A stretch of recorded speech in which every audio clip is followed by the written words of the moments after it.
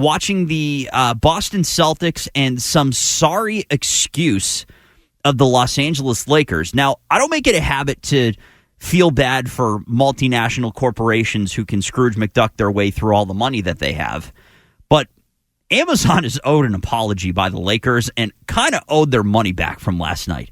What an absolute disaster that was put forth by the Los Angeles Lakers. And what is the biggest the most storied rivalry in the NBA? Celtics and Lakers, the green versus the gold. A tale as old as time. Some of the best players and coaches in league history have been a part of that rivalry for 50-plus years. And Luka Doncic, out. LeBron James, dealing with sciatica and some cramping, out. And Marcus Smart, out. Really? You take out the best player, most would argue, in league history. Although, it is kind of ironic that LeBron James missed a game after scoring, 2 points the night prior. He broke the streak of 20 years worth of scoring at least 10 or more points. And I saw a couple people that were apologizing for bet slips that night who were just basically putting their rent money on LeBron to have 10 or more points because, it's never been broken. Never been broken in the better part of a decade. Why would it be broken tonight? And then it was. And then all of a sudden he sits out. The whole load management, this is not new. This is not a nuanced take, but it's gotten so far away from the NBA. The game is completely changed. The seeming level of commitment of the players to being at their best night in and night out is completely changed. And it really is unlike any sport right now. You don't have this kind of issue in hockey. You certainly don't have it in football.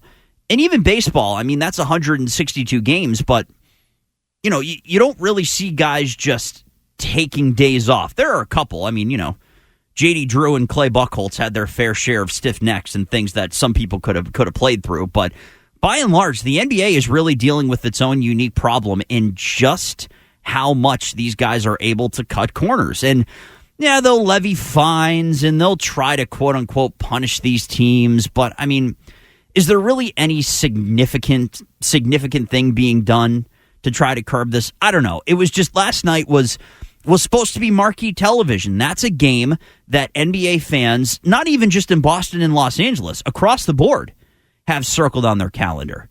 Jaylen Brown and the Jaylen Brown and the middling, trying to figure out who they are Celtics. Even without Jason Tatum, that should still be a star-studded event. Friday night, national-ish TV via streaming. And that's the product that's put forth? Just a belt-to-bottom performance from the Celtics on the barely putting a full NBA team on the court, Los Angeles Lakers? What an assault on the eyes of basketball fans. I mean, the Celtics will take it. They're stringing together some pretty good performances. They seem like they've found a little something in Jordan Walsh. That was one of my biggest questions coming into the season for the Celtics, and we got into this a little bit on the afternoon program yesterday, was, well, who out of the main Celtics group of youngsters, the taxi squad, so to speak, from last season, Shireman, Walsh, those guys, did any of them have the potential to be the next Sam Hauser, the next Peyton Pritchard, the next young and upcoming supplemental star that you add in as kind of that rotational punch to your stars at the top of the list? Jason Tatum, Jaylen Brown, Derek White. Who are those next guys? Shireman's been hot and cold. You bring in Josh Minott. He's played some good minutes.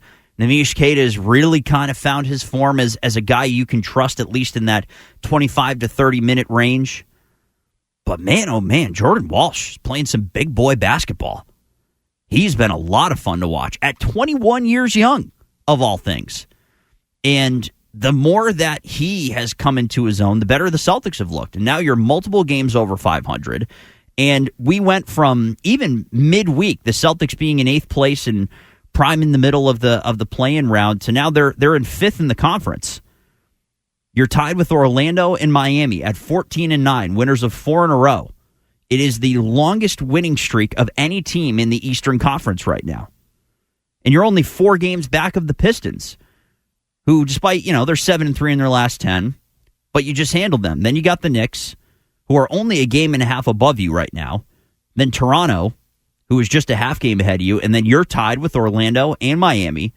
And then you've got Philadelphia and Cleveland currently in the play-in round. So again, a lot of season left, as I told Stiz as he was trying to will his way into believing Bill Belichick would have an over 500 record this season at UNC. I kept telling him, there's a lot of season left. Then there became less and less, and now he owes Andy Hart a six-pack. But my point being, there's a lot of season left, but the rotation is kind of finding its form. Jordan Walsh has been found money for the Celtics, and he's kind of been the guy who has emerged out of that group of depth pieces, depth additions, main Celtics call-ups that has fit into the rotation best. And Joe Mazzulla deserves credit for experimenting and rotating his way into a 5-man unit that seems to work. And Jaylen Brown continues to enter his way into the conversation of getting MVP votes this season.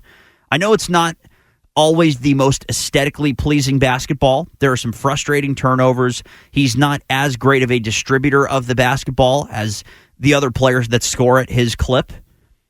But and somebody brought up the assist to turnover ratio for him compared to Luka Doncic and and Shai Gilgeous-Alexander and some of the best players in basketball. And I fully recognize that, but from a pure scoring perspective, having himself one hell of a year. And when you look at the definition of the term most valuable to your team, that's absolutely a guy who's going to get some votes. So, anyways, enough for apologizing for Amazon Prime. I'm sure Bezos and company will wake up this morning and be just fine.